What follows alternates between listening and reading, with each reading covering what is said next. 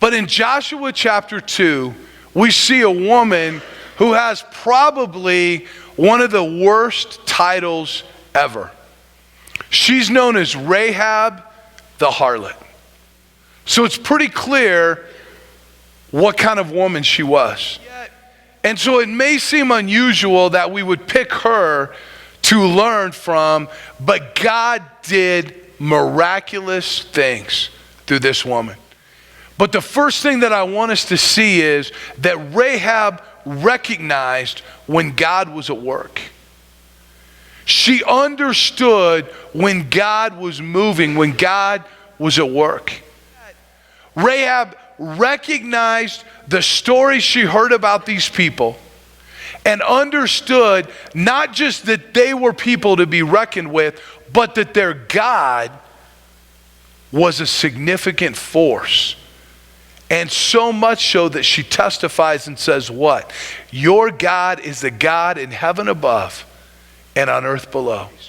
And then verse 31 says this, by faith the harlot Rahab did not perish with those who did not believe when she had received the spies with peace.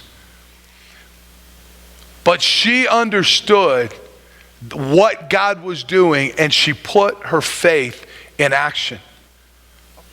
See, faith always has to be put into action. Otherwise, it's not really faith.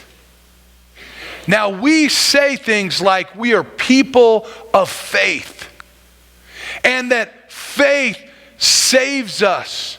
And we're going to talk about that in a second, but faith does not exist in a vacuum. You can't have faith and no action around it. Otherwise, it's just a concept. It's not reality. There has to be action. And Rahab didn't just proclaim, your God is the God of heaven above and earth below. She put her faith in action. Listen, here's the great thing, folks. Rahab was a harlot, a prostitute.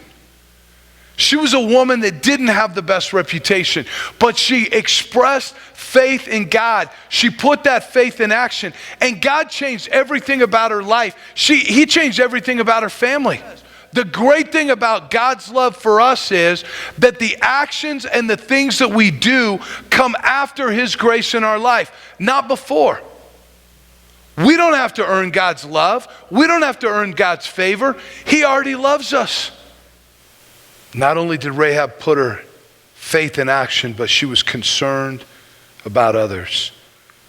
If we're really going to be men and women of faith, we've got to put that faith into action, and it'll affect other people.